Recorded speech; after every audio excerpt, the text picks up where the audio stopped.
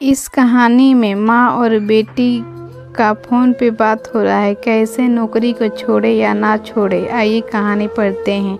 बेटी, जिसके पास पैसा नहीं होता उसे हमेशा मन मार कर जीना पड़ता है। रोहनी सुबह के वक्त डाइनिंग रूम में बैठकर अखबार पढ़ रही थी, तभी उसके फ़ोन की घंटी बजी। उसने स्क्रीन पर नंबर देखा तो नंबर उसकी बेटी पूजा का था। कुछ दिनों पहले ही उन्होंने पूछा कि शादी की थी। उन्होंने पूजा से उसका हाल चाल पूछा तो पूजा हंसती हुई बोली, मम्मी जी यहाँ बिल्कुल ठीक हूँ। मेरे सास ससुर और पति सब मुझे बेहतर प्यार करते हैं। मैं आपसे एक बात पूछने के लिए फ़ोन किया था।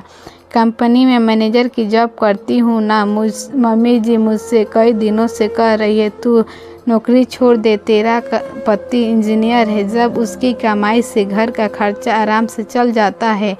घर का काम करने के लिए भी काम वाली लगी है, फिर तू नौकरी क्यों करती है? आराम से घर पर बैठकर मौज कर। हम भी तो आराम से घर पर रहते हैं। बहू, तू हमें नौकरी करती हुई अच्छी नहीं लगती। अब बातों में क्या करूं, नौकरी करूं या छोड़ दूं, यही पूछने के लिए मैंने आपके पास फ़ोन किया था।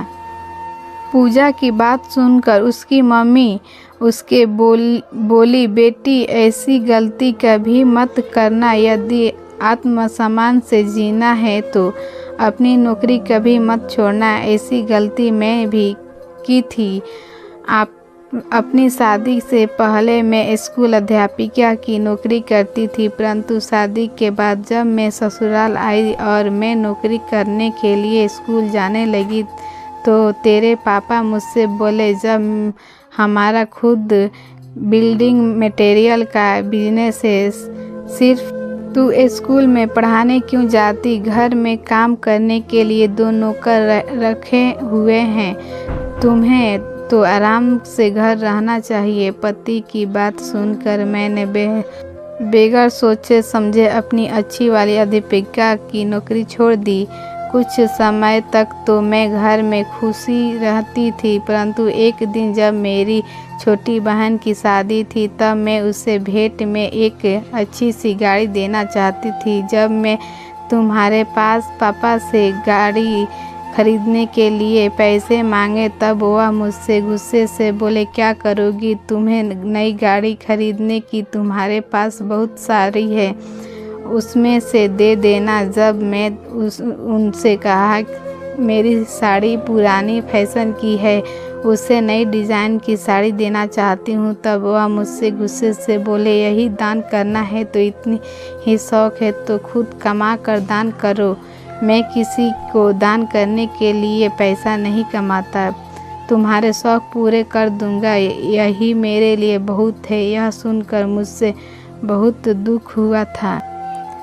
तुम्हारे पापा हमेशा अपने दोस्तों के साथ घूमने के लिए देश विदेश जाते थे। एक बार मुझे सहेली ने मेरे अमरनाथ की यात्रा पर चलने का प्लान बनाया, जिसके लिए मुझे पैसों की ज़रूरत थी। जब मैंने पापा से अमरनाथ की यात्रा के लिए पैसे मांगे तब तेरे पापा मुझसे गुस्से से बोले, अभी मेरे पास पैसा नहीं, अगर साल चले जाए तो दूसरे मन मार कर मैंने अपनी सहेलियों को अमरनाथ जाने से मना कर दिया। पति के पास खुद शौक़ के लिए तो पैसा होते थे, परंतु पत्नी की ज़रूरत के लिए पैसे नहीं होते। छोटे छोटे ज़रूरत के सामान के लिए भी पति के सामने हाथ फैलाना बेहतर बुरा लगता है।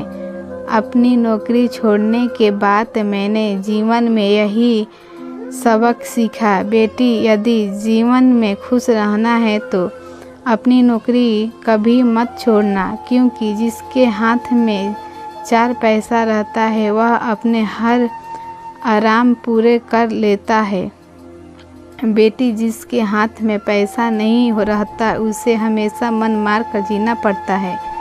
मैंने बहुत बड़ी गलती की थी अपनी नौकरी छोड़ के। तू ऐसी गलती मत करना। रोहनी की बात सुनकर पूजा बोली, मम्मी जी अच्छा हुआ जो मैंने नौकरी छोड़ने से पहले आपके पास फ़ोन कर दिया, नहीं तो मैं आज ही नौकरी इस्तीफ़ा देने वाली थी। आपको जो जीवन में सबक मिला उसे हम हमेशा याद रखूँगी। आपने मुझसे कभी बताया नहीं कि आपका अमरनाथ की यात्रा करने का मन था।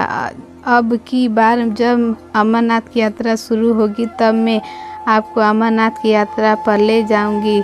अब रोहिणी मुस्कुराकर बोली, फिर मेरे बेटी, जब पति ने उस वक्त मना कर दिया था उसके बाद फिर मेरा मन कभी जाने मन नहीं किया, इसलिए मैंने तुम्हें कभी बताया भी नहीं था।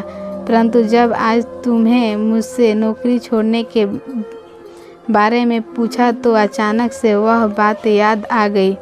कोई बात नहीं मम्मी, जो इच्छा आपकी पूरी नहीं हो सकी उसे अब मैं पूरा करूँगी। आपको अब की बार अमरनाथ यात्रा ज़रूर ले जाऊँगी।